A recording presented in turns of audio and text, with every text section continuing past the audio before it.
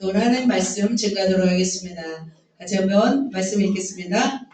다니엘이 이 조서에 왕의 도장이 찍힌 것을 알고도 자기 집에 돌아가서는 윗방에 올라가 예루살렘으로 향한 창문을 열고 전에 하던 대로 하루 3번씩 무릎을 꿇고 기도하며 그의 하나님께 감사하였더라. 아멘. 등장인물이 누군가요? 다니엘입니다. 자, 다니엘이 예루살렘을 향한 창문을 열고 몇 번 기도했대요? 3번. 그죠? 3번에 무릎 꿇고 기도하면서 하나님께 감사했더라. 여기 핵심 말씀인 것 같습니다. 자, 우리 레임덕이라는 말을 들어본 적이 있습니까? 예, 들어본 적이 있죠. 레임덕이라는 말은 바로 뒤뚱거리는 오리라는 뜻입니다. 뒤뚱거리는 오리. 바로 뭐 어떤 권력자, 어떤 대통령의 임기 말에 있는 능력의 어떤 누수 현상을 가리킵니다. 그래서 모든 대통령은 임기 동안에 레임덕이 없다고 막 강조를 하시죠. 하지만 거의 뭐 끝말쯤에 돼서는 뭐 징후들이 이렇게 드러나는 것을 볼 수 있습니다. 오리가 막 뒤뚱거리듯이, 다 아파서 뒤뚱거리듯이 그렇게 임기 말에는 뒤뚱거림이 있는 것 같습니다. 그래서 모든 권력자에게는 레임덕 어떤 패러다임이 있습니다. 그렇다면 이것을 깨고 또 끝까지 가기 위해서는 어떤 정신이 필요할까요? 저는 이 설교를 준비하면서 헝그리 정신이 필요하지 않을까라는 생각이 들었습니다. 여러분 헝그리 정신이 뭔지 아세요? 네, 헝그리 정신이 뭔지 아시죠? 배고픔의 정신, 그죠? 그래서 힘들게 살아본 사람만이 가질 수 있는 정신이 헝그리 정신인 것 같습니다. 배부르고 등 떠쓰게 되면 어떻게 돼요? 헝그리 정신이 있어요, 없어요? 없어져요. 그래서 우리 젊은 세대가 조금 그런 게 없습니다. 하지만 또 힘들어지면 또 헝그리 정신이 생기는 것 같습니다. 그래서 모든 사람에게는 땀 흘리지 않고 얻은 것이 많은 사람들은 인생을 어떻게 살까요? 함부로 살기가 쉽습니다. 그죠? 그러나 주어진 게 아무것도 없는 사람들은 인생을 접근하는 방식, 어떤 인생을 접근하는 자세가 다른 것 같습니다.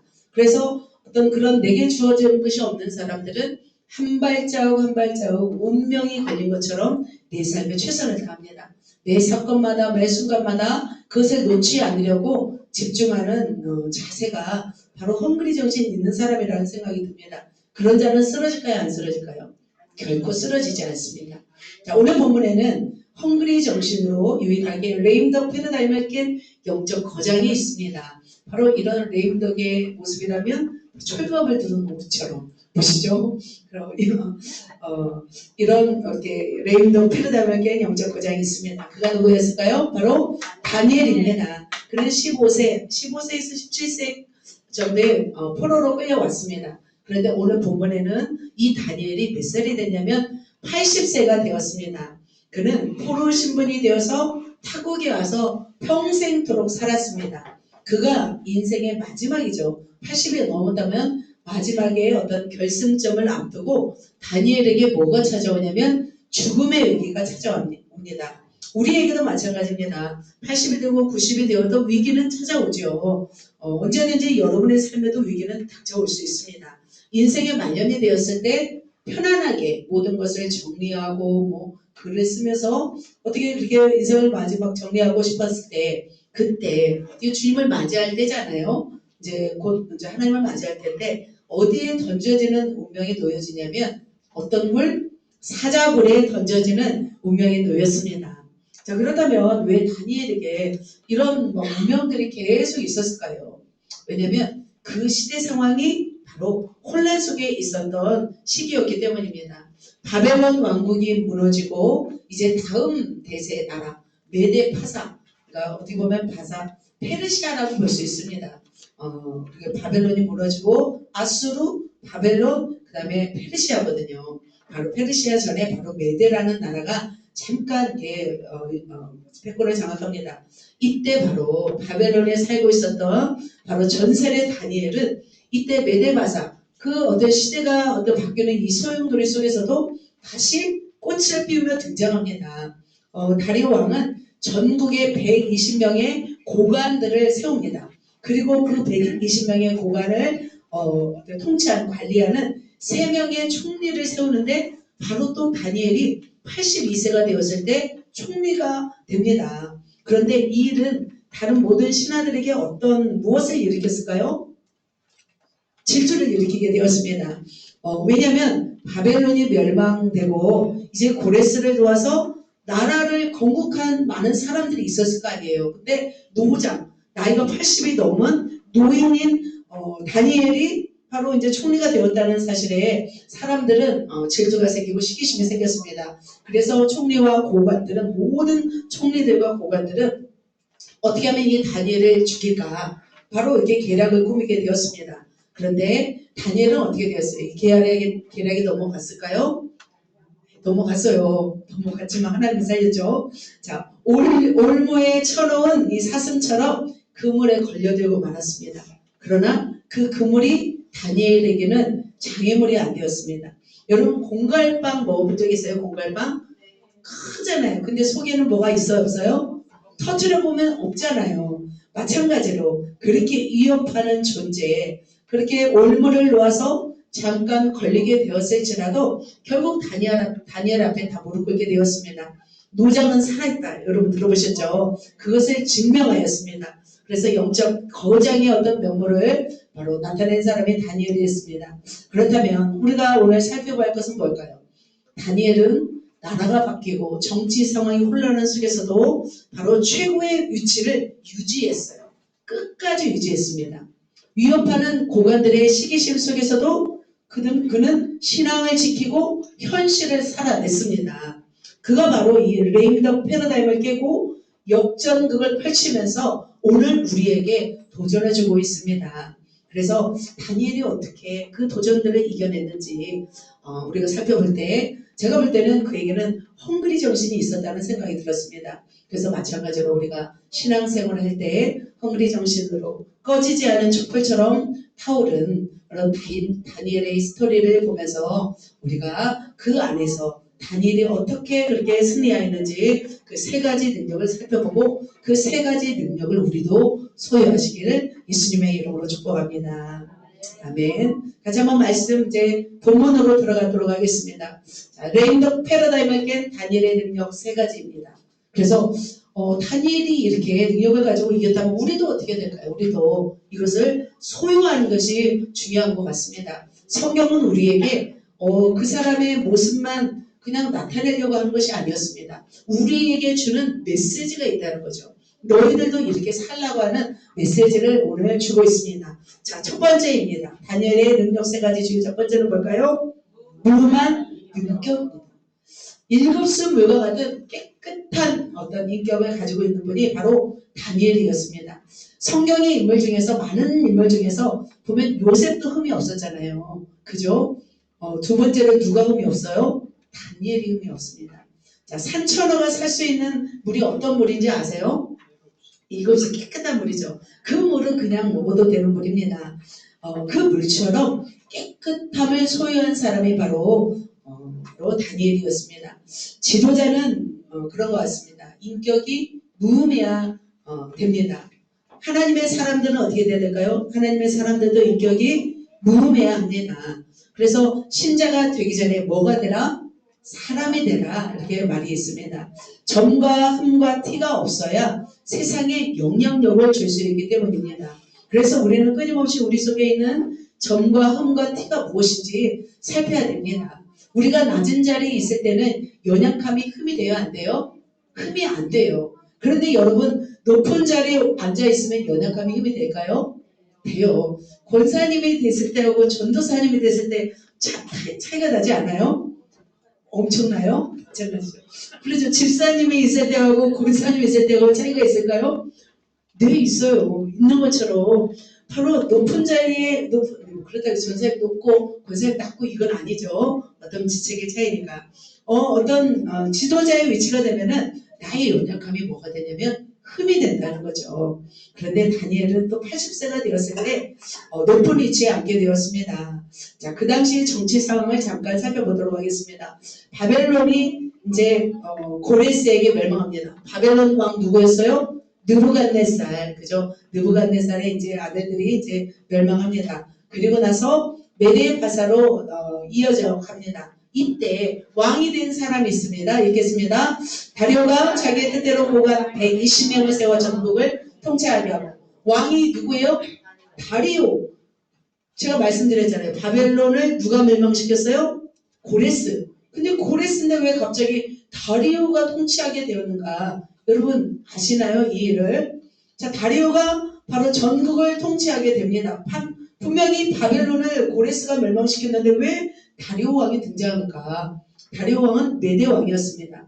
다리오는 고레스의 삼촌이었습니다. 장인도 되고 삼촌이 되었습니다. 그래서 왜 그랬는지 잠깐 살펴봅니다. 역사는 분명합니다. 우리는 이 한 절이지만 역사는 참으로 깊습니다. 왜 우리가 이 성경을 우리가 알아야 되냐면 바로 성경은 만들어낸 동화가 아니에요.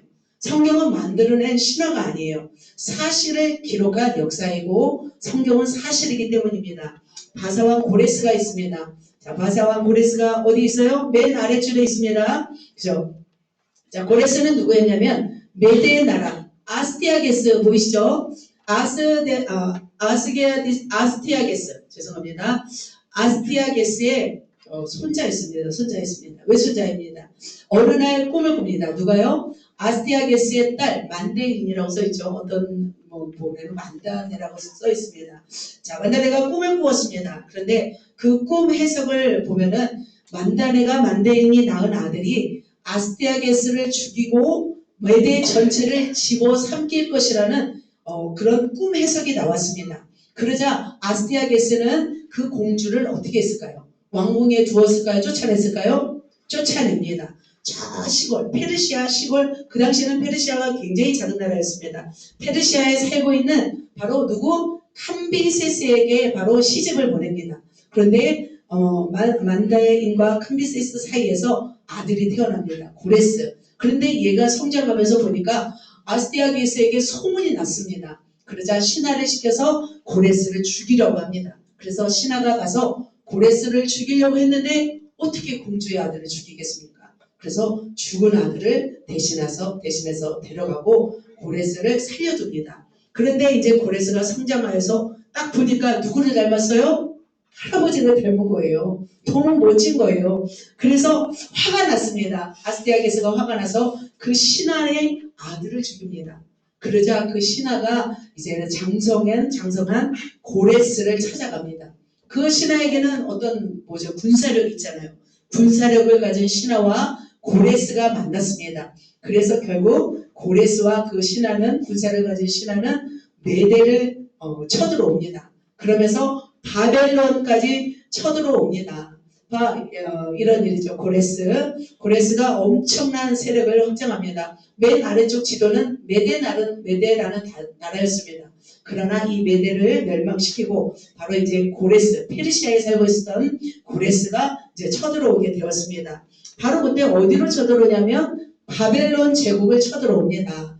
그래서 바벨론 제국 엄청난 제국이었습니다. 그죠? 서울 크기라고 합니다. 성문수가 많고 그리고 그 식수원이 유프라테스 강이었고 20년 분량의 식량이 있었던 이 바벨론 성을 아무도 무너뜨릴 수가 없었습니다. 그리고 성문까지 들어가려면 굉장히 높은 강을 건너야 했고 성문도 굉장히 강력했습니다. 그래서 누구도 건널 수 없는 강이 바로 바벨론 제국의 이 강이었습니다. 그런데 고레스는 탁월했습니다. 어떤 면에서 탁월했냐면 도저히 들어갈 수 없는 것을 알았어요. 그래서 아까 그 유프라테스 강에서부터 물이 흐르고 있습니다. 그 강을 어떻게 하냐면 왼쪽으로 180고랑을 팝니다. 오른쪽으로 180고랑을 팝니다. 그래서 유프라테스에서 내려오는 강들을 어떻게 해요? 이 성으로 들어오지 못하도록 다 흩어버립니다. 그럼 물의 수심이 어떻게 될까요? 낮아져요. 그때 이제 페르시아 군대는 고레스와 함께 바로 이 강을 건너서 들어갑니다. 성문을 누가 열었냐면 그 당시 이제 벨사살 왕이었습니다. 그래서 느부갓네살의 아들이 에월모르다, 그다음에 사위 2명이 또 왕이 쟁탈전을 하다가 마지막 왕이 벨사살이었습니다. 벨사살은 달신을 섬겼습니다. 바벨론은 마르둑신을 섬깁니다. 그래서 제사장과의 어떤 충돌이 있었습니다. 그때 바로 고레스가 쳐들어왔을 때 성문을 열어주고 말았습니다. 그래서 바로 바벨론을 정복하는 고레스는 이 지역을 누구에게 맡기냐면 외삼촌인 바로 다리오에게 맡깁니다. 그리고 자기는 계속해서 정복 전쟁을 펼쳐나갔죠. 자, 이렇게 바벨론을 멸망시킨 메데바사 이제 다리오 왕이 전국을 이제 통치하면서 가장 높은 관리로 누구를 임명해요? 바로 다니엘을 임명합니다. 화가 나죠. 왜 화가 나요? 자, 이렇게 엄청난 일을 누가 했어요? 관리들과 함께 이 무너뜨린 사람들이 있었을 거 아니에요. 그런데 그 고관들이 바로 다니엘을 시기했던 거죠. 특별했습니다. 그러니까 과도기의 어떤 제국을 세우는 데 있어서 고민들이 있었을 거 아니에요. 그죠? 이성계가 나라를 차지할 때, 그죠? 나름대로 이제 다니엘이 높은 위치에 이렇게 앉은 것을 못마땅하게 여겼습니다. 이유를 알겠죠? 자, 그런데 다니엘을 시기한 그들은 그를 끌어내리기 위해서 흠을 찾기 시작했습니다.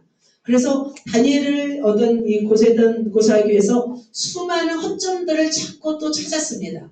그런데 다니엘에게 있어서 흠이 있었을까요? 없었을까요? 없었어요. 자, 이렇게 차지합니다.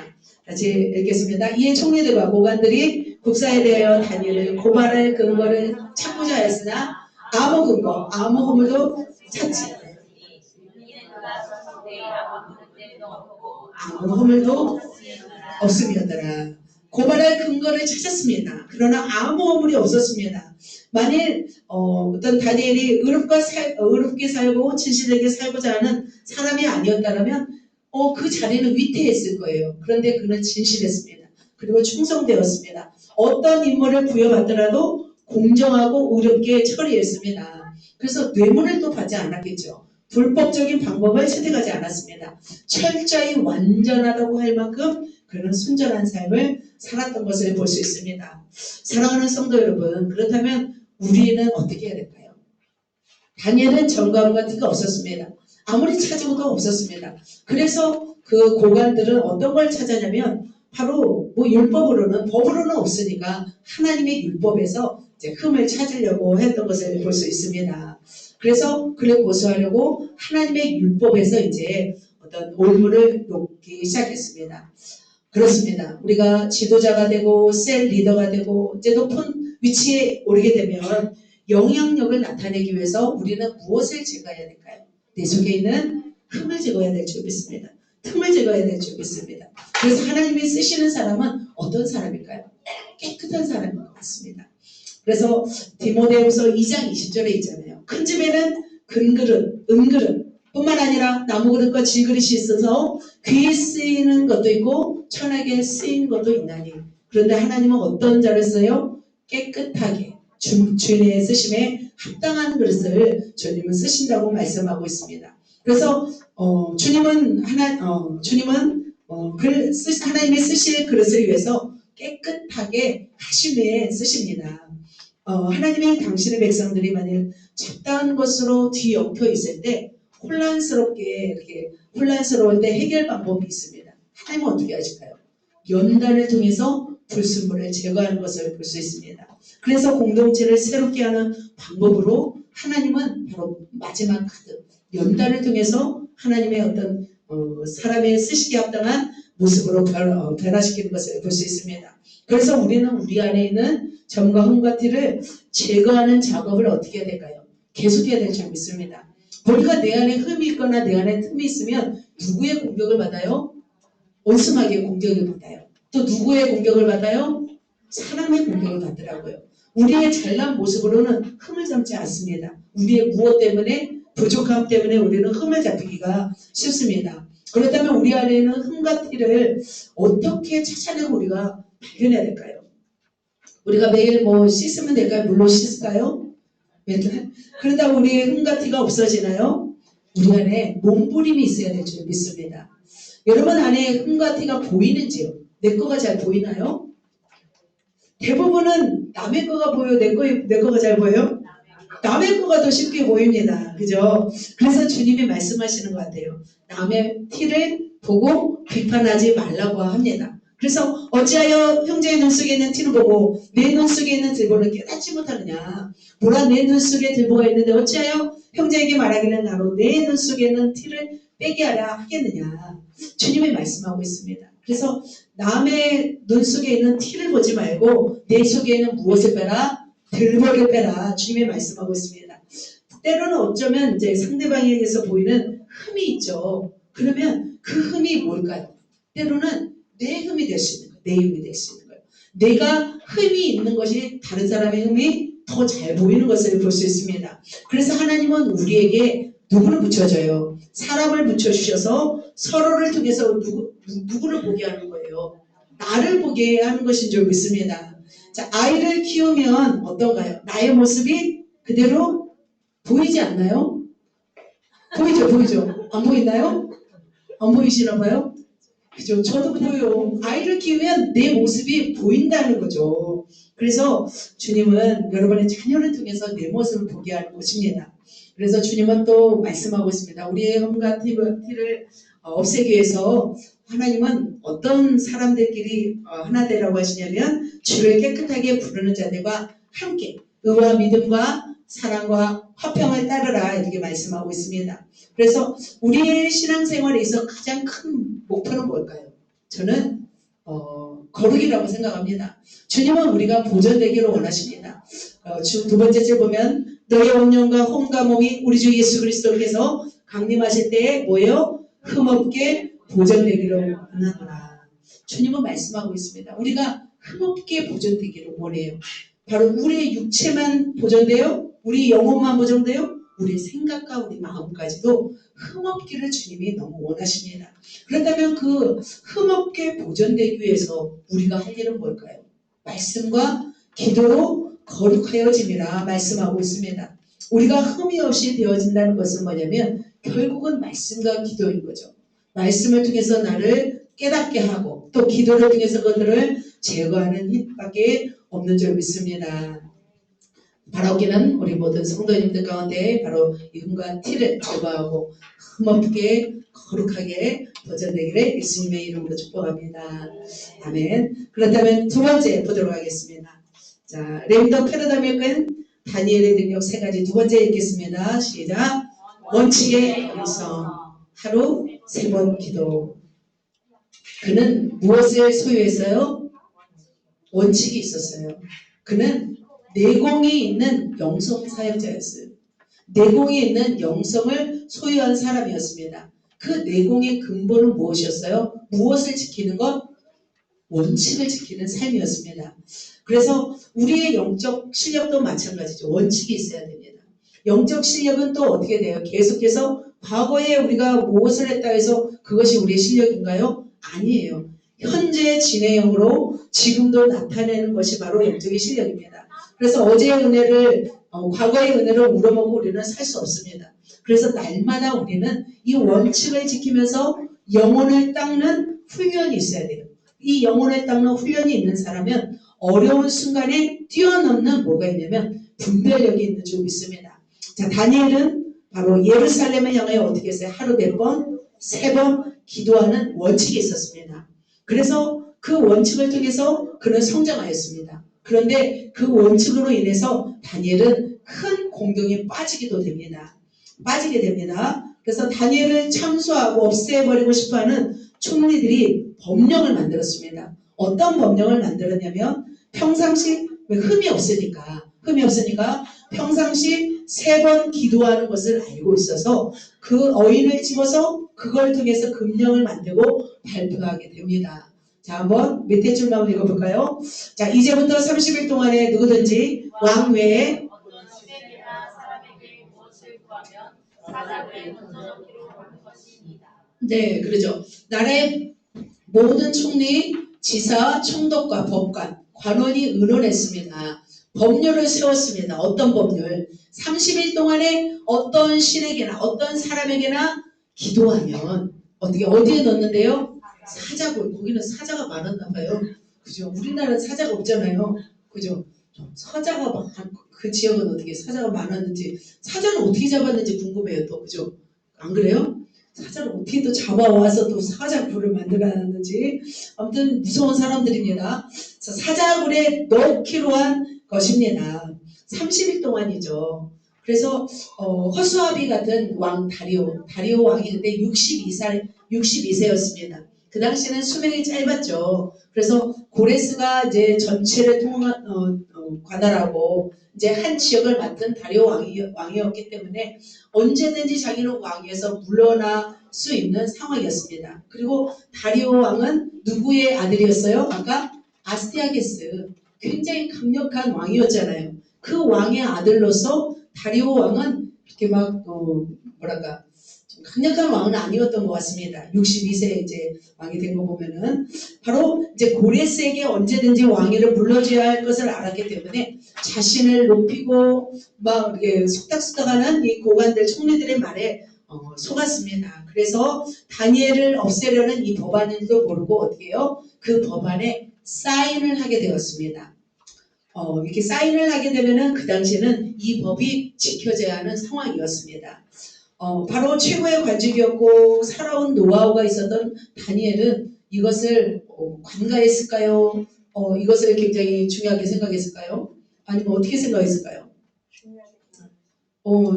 왜냐하면 관직이 있었기 때문에 이것이 굉장히 중요한 줄 알았습니다. 하지만 이 금령보다도 다니엘은 어떻게 살아계신 하나님 앞에 무엇을 지키는 삶? 원칙을 지키는 삶이 더 중요했습니다. 이 원칙을 지키며 사는 것은 다니엘에게 있어서 생명을 잃고 지위를 잃을 뿐만 아니라 너무나 더 공경에 처할 상황임을 알게 되었습니다. 그럼에도 불구하고 다니엘은 어떻게 했을까요? 다니엘은 바로 이렇게 했습니다. 빨간 글씨만 한번 읽어볼까요? 창문을 열고 기도하며 그 하나님께 감사하였더라. 자, 이 조사의 왕의 도장이 찍힌 것을 알았어요, 몰랐어요? 알았어요. 집에 돌아가서는 윗방에 올라가 예루살렘을 향한 무엇을 열고 저는 여기서 핵심이었어요. 창문을 안 열면 되잖아요. 안 그래요? 창문을 안 열면 되는데 창문을 여는 거예요. 전에 하던 대로 꼭 티를 내야 되냐고. 그죠?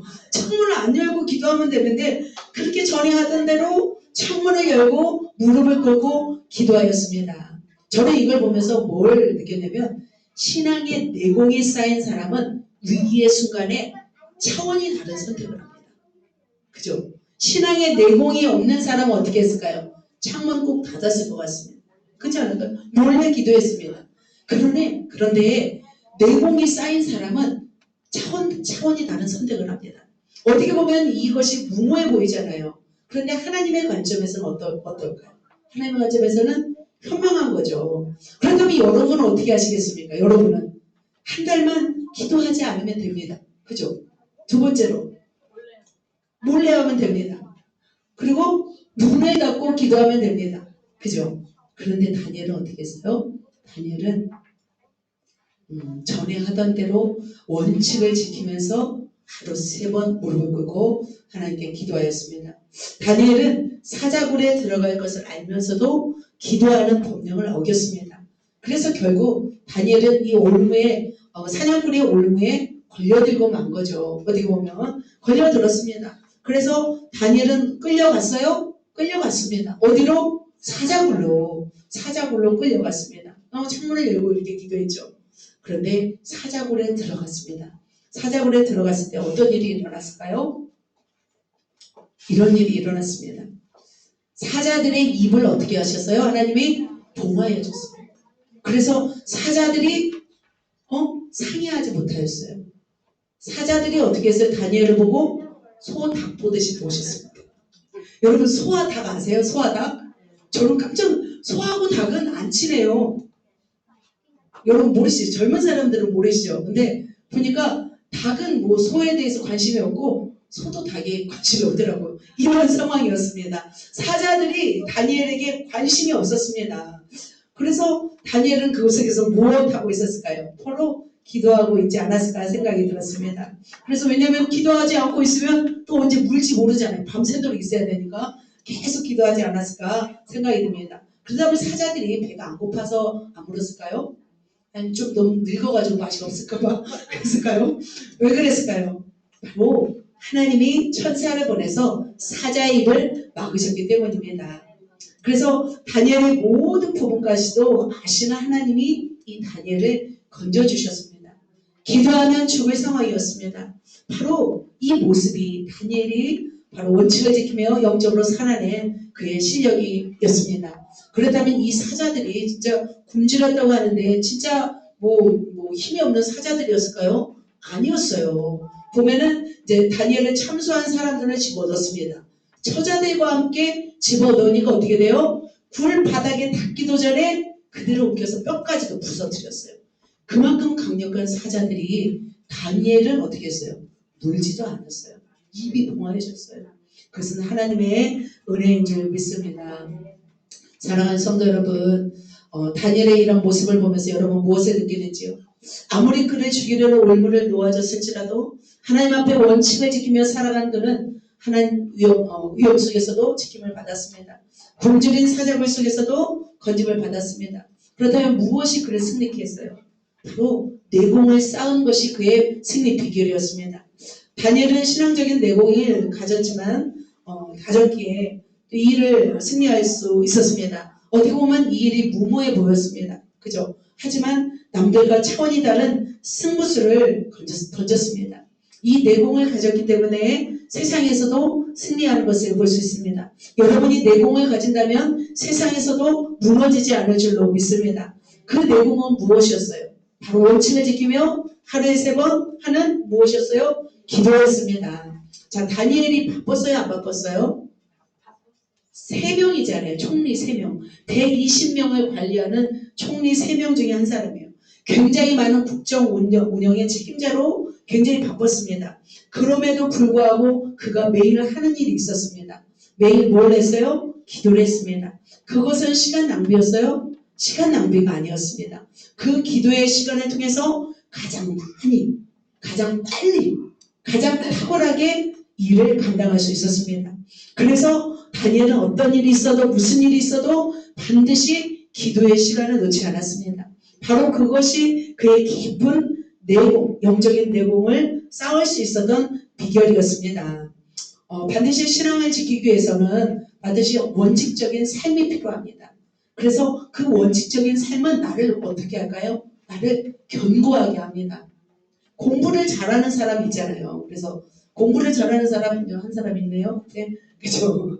공부를 잘하는 사람 어쩌다 한 번씩 막 공부하나요? 아니면 매일 힘들어도 공부하나요? 그렇죠. 근육을 만든 사람들 봐봐요. 어쩌다 한 번씩 막 하루 이틀씩 운동해요. 매일 꾸준히 운동해요. 그렇죠. 아무리 머리가 좋아도 노력하는 사람을 이길 수가 없습니다. 그런데 머리가 좋고 노력하는 사람을 이기는 사람이 있습니다. 뭘까요? 즐기는 사람입니다. 이해가 되시죠? 공부를 즐기는 사람은 이길 수가 없습니다. 머리 좋은 사람이. 운동을 즐기는 사람을 비만인 사람이 이길 수가 없습니다. 마찬가지로 기도를 즐기는 사람을 이길 수가 없습니다. 그래서 기도에 실력이 있어도 기도 잘 되는 사람이 있잖아요. 노력하지 않으면 꽝이죠. 그런데 기도를 잘 못해도 하나님이 너무 좋아서 기도를 하면 힘들어요. 방 30분만 해도 힘들어요. 하지만 그 기도 시간을 너무 소중히 여긴다면 그 사람은 바로 어떻게 해요? 승리한 줄 믿습니다. 다니엘 김이라는 우리 선교사님 계십니다. 이번에 책 중에서 이기는 자 책이 있습니다. 3가지를 말씀합니다. 이기는 자는 어떤 자일까? 첫 번째로 복음을 만난 자가 이긴다고 합니다. 그래서 복음으로 세상을 승부하며 자신을 쳐서 주님의 뜻에 굴복시킨 자가 이긴다고 합니다. 2번째 이기는 자는 뭐예요? 끝을 알고 가는 사람이래요. 끝이 무엇인지 알고 가는 사람은 이긴답니다. 3번째 이기는 자 뭘까요? 저는 이것에 초점이 맞추고 싶습니다. 본질에 충실한 자가 이긴대요. 본질에 충실한 자. 다니엘은 무엇에 충실했어요? 본질. 다니엘은 본질에 승부를 걸었습니다. 바로 기도하는 삶, 하나님을 경외하는 삶, 그것에 조금도 흔들림이 없는 삶이었습니다. 매일매일 하나님의 원칙을 따라 본질에 승부하는 자는 어떻게 할까요? 승리할 줄 믿습니다. 그렇다면 사랑하는 성도 여러분, 여러분의 삶 속에 신앙의 원칙이 있는지요? 어떤 내공이 있는지요? 우리는 내공이 있어야 될 줄 믿습니다. 하루의 기도를 내가 절대 놓치지 않겠다. 하루에 내 말씀을 절대 놓치지 않겠다. 예배를 내가 반드시 지켜야겠다. 모든 공예배를 내가 참석해야겠다. 나름대로 여러분이 신앙을 위해서 세운 원칙들이 있어야 돼요. 그 원칙들이 있는 사람들이 견고해요. 흔들리지 않습니다. 그러나 그 원칙이 없고 되는 대로 내가 좋을 때 뭐 안 해버리고 좋을 때만 하고 하기 싫을 때는 안 해버린다면 어떻게 될까요? 우리의 내공은 쌓여지지 않습니다. 사랑하는 성도 여러분, 지금 마지막 때를 살아가는 저와 여러분이 지켜야 할 일이 있다면 바로 성경의 원칙에서 벗어나지 않고 그 원칙대로 살아내어서 내공이 깊은 영성의 소유자 되시기를 예수님의 이름으로 축복합니다. 아멘. 네, 여러분 옆 사람에게 우리 내공을 키웁시다 할까요? 키웁시다. 네, 원칙을 또 한번 지킵시다 할까요? 네, 이제 마지막 한 가지 더 남았습니다. 뭘까요? 레인 더 패러다임에겐 다니엘의 능력 세 가지. 마지막 뭘까요? 소통의 실력입니다. 세 나라 왕이 인정한 소통의 능력이 있었습니다. 다니엘이 뭐 했다고 그래서 롱런했다면 마지막까지도 그 위치에서 내려오지 않았습니다. 바로 세 번째 능력은 바로 소통의 능력이었습니다. 다니엘은 정권과 나라가 바뀌는 상황에서도 모든 왕들에게 실력을 입증하였습니다. 최고의 자리에서 내려오지 않았습니다. 그것은 그가 무엇이라는 증거일까요? 프로일까요? 아마추어일까요? 프로입니다. 프로. 프로라는 것을 입증하는 것입니다. 아마추어는 가끔 가다가 잘하면 박수를 받습니다. 그러나 프로는 항상 잘하는 것이 무엇이어야 돼요? 기본이어야 돼요. 그죠? 아무리 아마추어에서 날고 기어도 프로의 세계에 입문하면 힘듭니다. 아시죠? 그러면 다니엘은 프로였을까요? 아마추어였을까요? 프로였습니다. 다니엘의 실력은 프로 실력이었습니다. 그가 가장 잘했던 실력이 저는 이 실력이라고 생각합니다. 무슨 실력이요? 소통의 실력입니다. 자, 다니엘서 6장 28절 읽겠습니다. 다니엘이 다리오 왕의 시대와 바사 사람 고레스 왕의 시대에 형통하였더라. 고레스 왕 때는 거의 80세 후반이에요. 80세 후반, 뭐 90세 가까이겠죠. 그때까지도 뭐 했대요? 다니엘은 형통하였더라 말씀하고 있습니다. 자, 다니엘이 섬겼던 왕들이 있습니다. 바벨론, 메데, 페르시아까지 세 나라를 섬겼습니다. 첫 번째 왕이 누구였어요? 바벨론 왕 느부갓네살이었습니다. 자, 다니엘이 몇 차 포로로 잡혀왔어요? 605년 1차 포로로 잡혀왔습니다. 그 당시 바벨론 왕이 누구였어요? 느부갓네살이었습니다. 느부갓네살이 다스린 지 2년에 꿈을 꿉니다. 그런데 자신이 꾼 꿈을 알 수 없어서 번민하였습니다. 이때 누구가 나아가요? 다니엘이 나아가서 꿈 해석을 하였습니다. 그 꿈 해석은 바로 이것이었죠. 머리가 금이고 그 다음에 가슴은 은이고 또 그리고 다리와 넓적다리는 노시였고 쇠였고 진흙과 쇠 이렇게 마지막으로 이것은 뭐냐면 전체적으로 나라의 흐름을 나타내는 그런 꿈이었습니다. 이 해석을 했을 때가 다니엘이 몇 살이었냐면 20살이었어요. 20세. 거의 20세가 되었을 때 이 꿈을 해석하고 어떤 일이 있었어요. 바로 느부갓네살 왕이 엎드려서 다니엘에게 절하고 향품을 주고 온 지방을 다스리게 하고 모든 지혜자의 무엇을 삼았어요? 어른을 삼았던 것을 볼 수 있습니다. 자, 이렇게 20살에 등단했습니다. 또 뿐만 아니라 또 어떤 일을 했냐면 또 두 번째 꿈을 꿉니다. 두 번째 꿈을 꾼데 이 꿈은 굉장히 무서운 꿈이었습니다. 바로 이런 꿈이었습니다. 자, 왕이 사람에게 쫓겨가서 들짐승과 함께 살면서 소처럼 풀을 먹으며 하늘에 이슬을 잡고 7대를 지낼 것이라는 꿈의 해석이었습니다. 실제적으로 느부갓네살 왕이 사람에게 쫓겨가서 들러갑니다. 그리고 소처럼 풀을 먹고 7년 동안 야생에서 삽니다. 어떤 미치광이처럼 이렇게 삽니다. 그런데 이 꿈을 누가 해석해요? 다니엘이 해석합니다. 그리고 나서 온전한 정신이 되어서 다시 돌아오는 그런 일이 있었습니다. 그래서 세계 패권을 장악한 그 당시 최고의 왕이었던 느부갓네살을 상대한 사람이 누구였어요?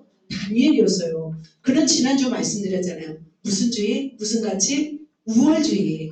그죠? 자기자랑, 교만의 가치를 가지고 또 무슨 뭐같이 타오르는 성격? 불같이 타오르는 성격을 가진 그런 사람이었습니다. 그런 사람을 상대했던 사람이 누구예요? 다니엘이었습니다. 그래서 자신의 지혜를 가지고 소통했습니다. 소통의 명수였습니다. 자, 느부갓네살이 죽고 나서 그의 아들 에월무로닥이라는 사람이 왕이 됩니다. 그죠? 그런데 그때 어떤 일이 일어나냐면 자, 이스라엘에 끌려왔던 왕이 있었습니다. 여호야 여호야긴이라는 왕이 있었습니다. 여호야긴이 바로 바벨론의 포로가 되어서 감옥에 갇혀 있었어요. 몇 년 동안? 37년 동안. 그런데 감옥에 있었던 여호야긴이 석방이 됩니다. 그러면서 왕이 먹는 상에서 죄수복을 벗고 함께 죽을 때까지 식사하게 됩니다. 그러면 그 일을 누가 했냐는 거죠. 누가 그것을 도왔을까요? 다니엘인 거죠. 다니엘은 느부갓네살의 아들 에월무로닥을 이렇게 해서 살려내게 한 것을 볼 수 있습니다. 저는 그래서 다니엘의 공로라 생각이 듭니다. 자, 두 번째 이제 마지막 왕이었습니다. 바벨론의 마지막 왕이 바로 누구였냐면 벨사살이었습니다. 자, 바벨론 마지막 벨사살 왕이 이제 집권하고 있었을 때 다니엘은 공백기가 있었어요. 한 24년 동안. 왜 공백기가 있었냐면 아까 느부갓네살의 아들이 에월무로닥이잖아요. 그런데 그 에월무로닥을 죽이는 사람이 있었어요. 사위 첫째 사위가 죽이고 반역을 해서 한참 왕위를 계속합니다. 자기 아들까지. 그러자 또 이제 두 번째 사위가 또 이제 그 아들을 죽이고 왕위를 계승합니다. 그리고 그 사위의 아들이 바로 벨사살이었습니다. 그래서 사위들이 왕위를 쟁탈하고 있었을 때는 다니엘은 어떻게 하지 못했어요. 왜냐하면 에월무로닥 편에 있었기 때문에. 그래서 24년간 공백기가 있었습니다. 근데 그때 벨사살 왕이 되었을 때에 예루살렘에서 탈취해온 것들이 있었어요. 금과 은그릇, 귀족들과 왕후들이 다 함께 모여서 그것으로 술을 마시고 있었습니다. 그때 사람의 손가락이 어떤 일이 있냐면 갑자기 사람의 손이 나와서 벽에 글을 쓰고 있었습니다. 왕궁 촉대 건너편에 글자를 씁니다. 그래서 왕이 깜짝 놀랐습니다. 소리를 지르면서 술객과 술사와 모든 점쟁이들을 불러왔지만 그 글자를 읽는 사람이 없었습니다. 해석을 알려주는 사람이 없었습니다. 그때 누가 등장해요? 벨사살의 아내가 등장합니다. 다니엘이라는 사람이 있습니다. 그 사람이 지혜자입니다. 그래서 벨사살 왕이 수소문을 해서 24년 동안 쉬고 있었던 다니엘을 불러옵니다. 그러면서 다니엘은 이 글자를 해석합니다. 바로 이 말이었죠. 바로 메네메네 데겔 우바르셴이라는 글씨였습니다. 그래서 왕을 저울에 달아 보니 부족함이 보였다. 하나님이 이미 나라를 세워서 그것을 끝나게 하셨다라고 하는 말이었습니다. 그래서 그 해석을 하자마자 어떻게 되었을까? 다니엘은 셋째 통치자로 세워지게 되었습니다. 이때 세워지게 되었죠.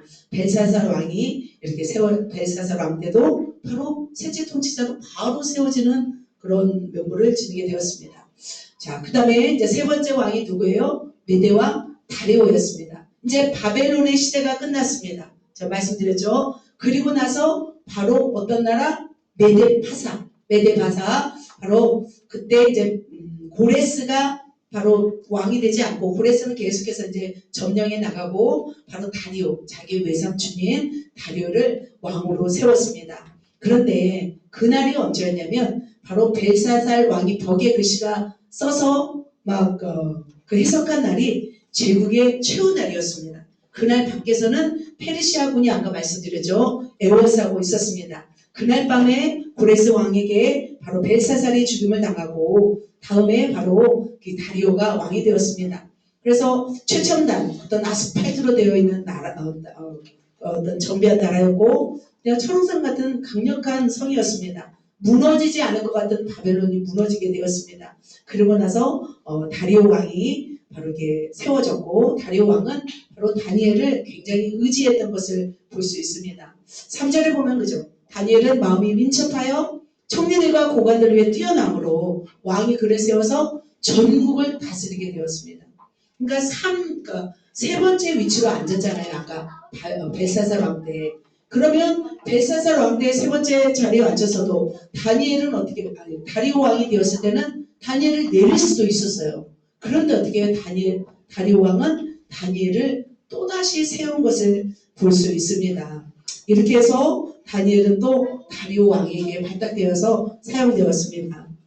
그런데 이 다리오 왕 때에 바로 모함을 받아서 사자굴에 들어가게 되었어요. 바로 이 왕이죠.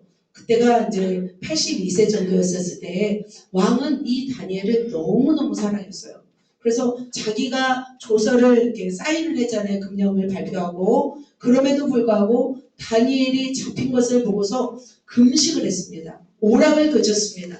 그리고 나서 새벽 미명까지 잠을 자고 있지 않다가 새벽에 일어나서 어디로 가요? 사자굴로 뛰어들어갑니다. 그러면서 슬피 울면서 다니엘에게 말합니다. 밤이 새도록 금식했어요. 오락을 그쳤어요. 잠자기를 마다했어요. 그리고 이튿날에 같이 읽을까요? 이튿날에 왕이 새벽에 일어나 급히 사자굴로 가서 슬피 소리질러 다니엘에게 묻되 살아계시는 하나님의 종 다니엘아, 하나님이 사자들에게서 너를 구원하셨느냐. 그러니까 왕이 굉장히 다니엘을 어떻게 생각했어요? 사랑했어요. 친애했어요. 그토록 그 인정을 받았던 것을 볼 수 있습니다. 그 잡혀간 그곳에서 바로 다니엘은 왕들의 인정을 받아서 하나님께 영광을 올려드렸습니다. 그리고 예루살렘의 재건을 눈앞에 보고 하직한 사람이 다니엘이었습니다. 사랑하는 성도 여러분, 우리는 하나님께 인정을 받아야 합니다. 두 번째로 또 높은 지위에 있는 사람에게도 인정을 받아야 됩니다. 바로 그 인정을 받을 수 있는 능력은 무엇이었을까요? 바로 소통의 능력인 줄 믿습니다. 그렇다면 다니엘의 소통 능력은 어떤 능력이었을까요? 단번에 이루어진 능력이었을까요? 평생 쌓은 노력이 그를 만들었습니다. 평생도록 수많은 노력의 시간을 가지고 준비한 것을 볼 수 있습니다. 자, 소통 능력에 좀 뛰어난 목사님 계십니다. 한옥 목사님이 어떤 말씀을 했냐면 이런 말씀을 하셨습니다.